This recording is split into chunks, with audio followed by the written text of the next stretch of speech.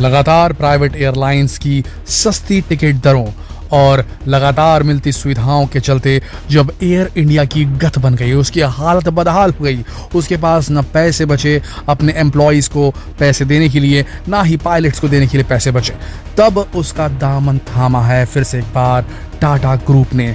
और कहा जाता है कि टाटा ग्रुप जिस कंपनी पर हाथ रख देता है वो सोना बन जाती है। टाटा इस समय एक बहुत बड़ा स्टेप ले रहा है भारत की एयर इंडिया को दुनिया की नंबर 1 एयरलाइन बनाने का। और इस बार जो कदम लिया है टाटा ने वो पूरी दुनिया की विमानन इंडस्ट्री को चौंका के रख देगा, क्योंकि एक डूबती एयरलाइन को उठाने का काम करना बहुत बड़ा विकराल काम है दोस्तों।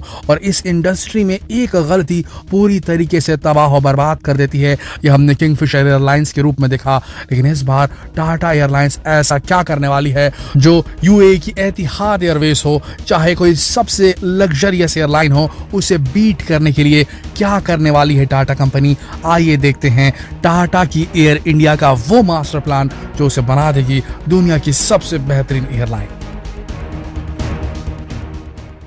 दोस्तों, एयर इंडिया की कमान जब सरकार ने अपने हाथों में ली तो उस वक्त कहावत को सच कर डाला कि कौवा चले हंस की चाल। जी हाँ, अगर आपको ना मालूम हो तो बता दें, पहले एयर इंडिया की कमान जेआरडी टाटा के पास ही थी। जी हाँ, बाद में भारत सरकार ने इसे अपने हाथ में ले लिया था। जेआरडी ने भी उस वक्त ये बयान दिया था कि अब एक ऐसी ब्यूरोक्रेसी एयरलाइन को कंट्रोल करेगी जिसे खुद प्लेन उड़ाने की कोई समझ नहीं है। लेकिन ये पासा पलटा कैसे था वो पहले सुन लीजिए। दोस्तों, JRD Tata private pilot licence प्राप्त करने वाले पहले भारतीय थे। ये बात शायद आपको मालूम ना हो, लेकिन ये रियलिटी है, क्योंकि उन्होंने भारत के लिए वो सोच कर रखा था जो आज तक किसी ने नहीं सोचा था। उन्हें तो भारत का नाम आसमान पर लिखना था, सबसे ऊंचा करना था। उन्होंने इंडियन सिविल एविएशन सेक्टर को दुनिया में सबसे बेस्ट बनाने का सपना देखा था और उन्होंने शुरुआत की टाटा एयर सर्विसेज की, जिसे बाद में टाटा एयरलाइंस के नाम से जाना गया। सबसे पहले इस कंपनी ने एयर मेल कैरी करने का कॉन्ट्रैक्ट हासिल किया था। 15 अक्टूबर 1932 को टाटा एयरलाइंस ने कराची से मुंबई तक की उड़ान भरी थी। याद रखिए, हम बात कर रहे हैं अविभाजित भारत की, 1932 की। इस फ्लाइट के पायलट खुद जेआरडी टाटा थे। दोस्तों, समय भारत में ब्रिटिश राज था और टाटा को कहीं से भी कोई इन्वेस्टमेंट मिलने की उम्मीद भी नहीं थी। फिर 1-2 साल के अंदर ही टाटा एयरलाइंस के पोर्टफोलियो में मद्रास, त्रिवेंद्रम और दिल्ली के साथ ही कोलंबो और बर्मा जैसे इंटरनेशनल लोकेशंस भी ऐड हो चुके थे। वर्ल्ड वॉर 2 के दौरान भी टाटा एयरलाइंस ने अपनी सर्विसेज से मेंटेनेंस और रेस्क्यू ऑपरेशन में बहुत मदद की थी।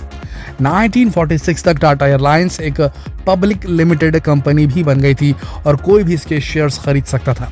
फिर 1947 में जब देश आजाद हुआ और कॉन्स्टिट्यूशन बनाया गया तो भारत में आई सोशलिस्ट सरकार और स्टेट लेड इकोनॉमी एस्टैब्लिश की गई। सारे इकोनॉमिक डिसीजंस सरकार लेने लगी और सारे रिसोर्सेस पर सरकार का कंट्रोल होगा, ऐसा तय हुआ। सरकार के पास जैसे ही नेशनलाइजेशन की पावर आई तो सरकार ने बहुत सी प्राइवेट कंपनियों को नेशनलाइज कर दिया और इन्हीं में से एक थी टाटा एयरलाइंस। 1948 में सरकार ने इसके 49% शेयर खरीद लिए और तभी इसका नाम भी रखा गया air India.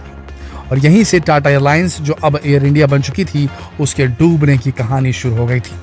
9 private domestic airlines को सरकार ने मर्ज कर दिया। जेआरडी टाटा का सपना उनके हाथों से छिन गया था। उन्होंने इसके खिलाफ अपना रोष भी प्रकट किया।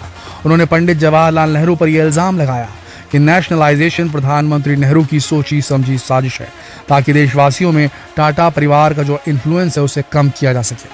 वैसे बाद में टाटा की एक्सपर्टाइज की वैल्यू सरकार को समझ में आई तो सरकार ने जेआरडी टाटा को एयर इंडिया का चेयरमैन बना दिया और इंडियन एयरलाइंस का डायरेक्टर भी बना दिया।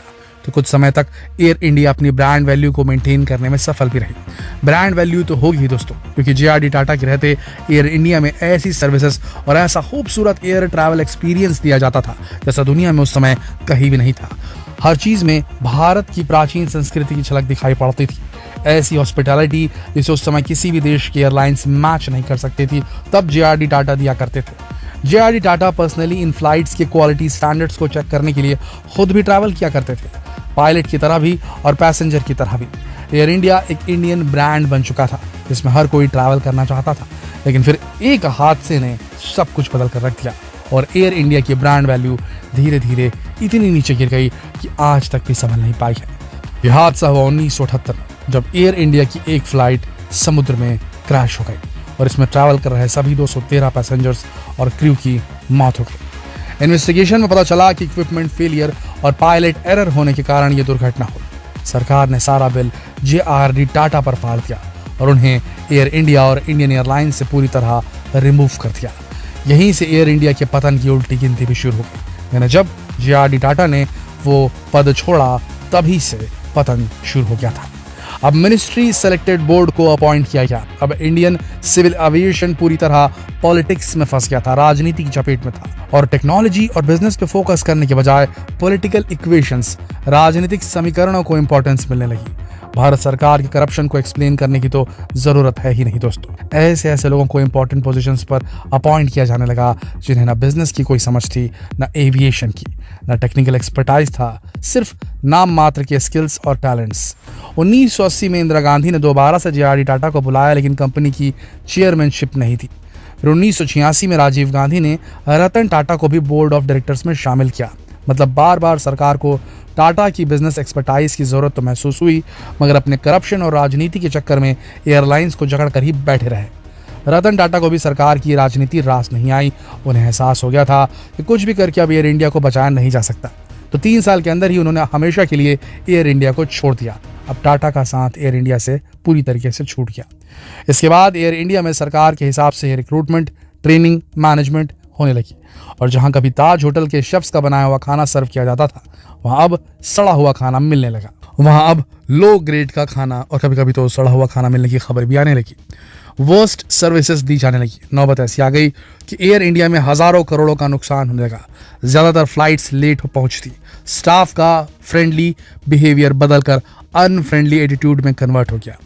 Poor services, strikes by pilots and staff members, ये सब कुछ एयर इंडिया की ब्रांड वैल्यू में शामिल हो गए। लेकिन अब दोबारा से एयर इंडिया के अच्छे दिन शुरू हो गए हैं दोस्तों। 8 अक्टूबर 2021 को टाटा सन्स ने अपनी एक सब्सिडरी टैलेस प्राइवेट लिमिटेड के जरिए एयर इंडिया के 100% स्टेक्स अक्वायर कर ली हैं। अब एयर इंडिया अपने पुराने ओनर्स के हाथ में है और सरकार के इस स्टेप की सराहना भी की जा रही है। 27 जनवरी 2022 को सरकार से एयर इंडिया को पूरी तरह खरीदा जा चुका है। टाटा ग्रुप ने 2024 तक की डेडलाइन रखी है। 2024 तक टाटा ग्रुप अपनी सभी एयरलाइन कंपनीज को एयर इंडिया के अंडर ही मर्ज कर देगा और उसके बाद एयर इंडिया को वर्ल्ड की बेस्ट एयरलाइन बनाने की प्रोसेस फिर से शुरू हो जाएगी। तो क्या अब फिर से एयर इंडिया में ताज का बना हुआ खाना मिलेगा? क्या टाटा ग्रुप बिल्कुल एतिहाद एयरवेज और जितनी भी लग्जरियस एयरवेज है उस तरीके से एयर इंडिया को डेवलप कर पाएगी? देखिए, जब से टाटा ग्रुप ने एयर इंडिया को अक्वायर किया है तब से एयर इंडिया को लेकर रोज नई अनाउंसमेंट की जा रही है। टाटा के पास पहले से ही इंडियन एविएशन मार्केट में 25% शेयर्स हैं और अब एयर इंडिया में पहली बार इकोनॉमी क्लास को भी ऐड किया जा रहा है। अब स्टाफ को भी स्किल्स और टैलेंट के बेस पर अपॉइंट किया जाएगा। सर्विसेज को इंप्रूव करना टाटा का सबसे पहला स्टेप होगा।